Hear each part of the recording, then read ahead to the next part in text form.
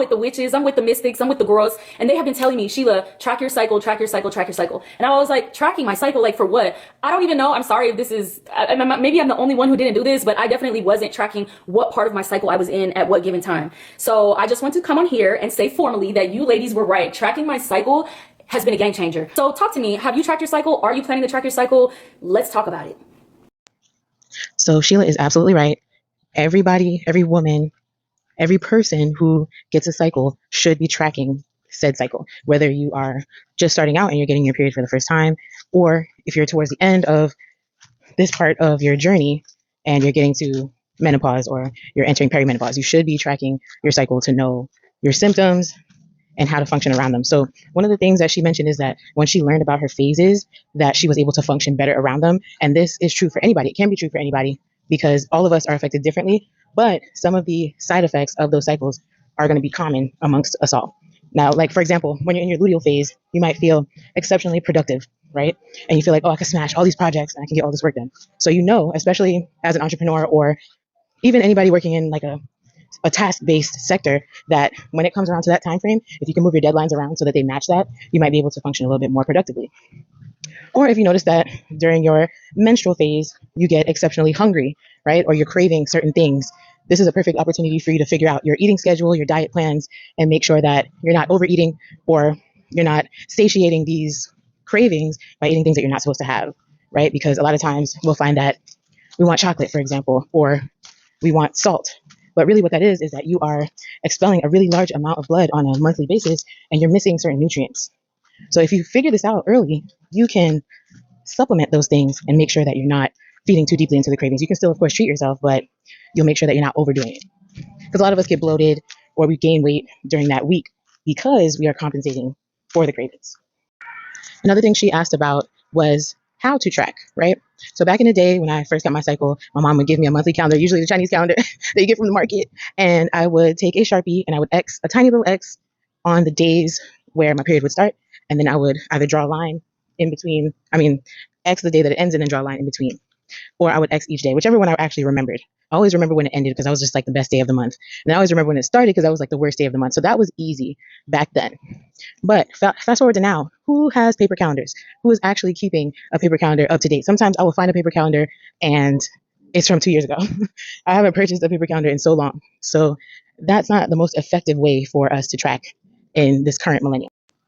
So there are a handful of apps that I would suggest using if you are comfortable with apps, because the way things have been changing in the past year plus, most of us are very nervous about using apps because they may somehow, unbeknownst to us in the future, be used against us in a court of law, which is crazy because all we want to do is know when we start bleeding, when we stop bleeding, and all the symptoms that come around said bleeding, right? But for some strange reason, which I think we've all figured out, the law has entered the chat. The government has entered the chat.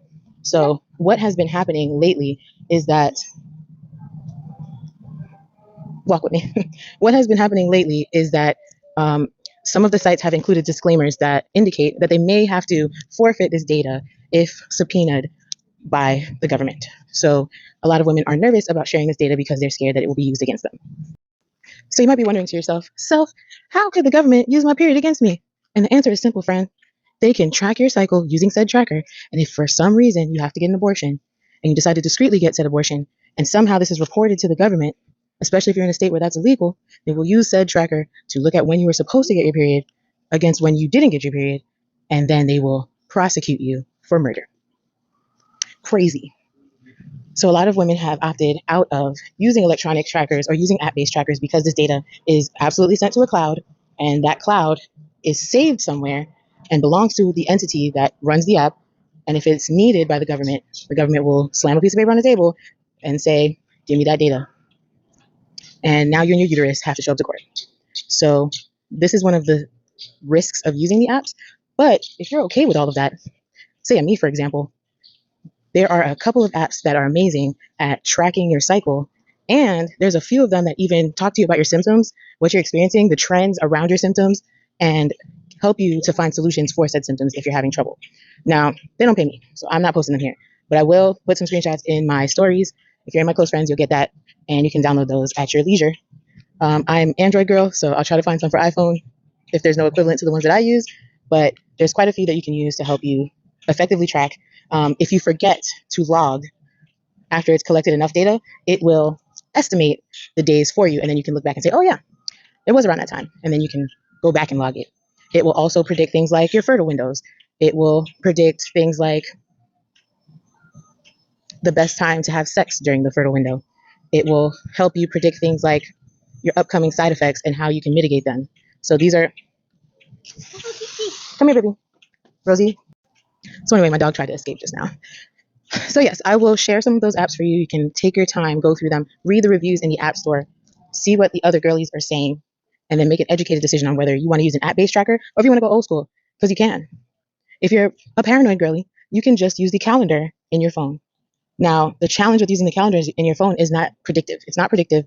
It's not going to guesstimate when your next cycle is coming up. It's not going to be able to help you with any of those things. It's just going to straight up track based on your logging, your manual logging. So if you don't remember to put in your first day, or if you don't remember to put in your last day, you will have to guess. And then the tracking becomes inaccurate. So if you're asking me what your best options are, I'm going to say choose an app.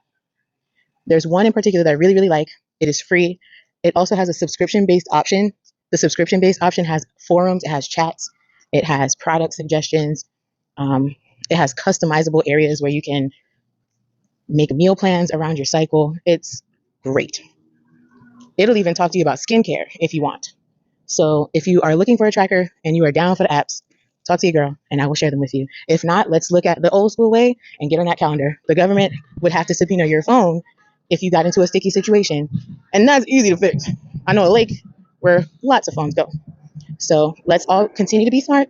This was an excellent question. I'm so glad I caught it. Thank you guys for sharing it to get more insight. But we're going to get this together. Never mind what the government say. This is our pussies and our lives. Talk to y'all soon.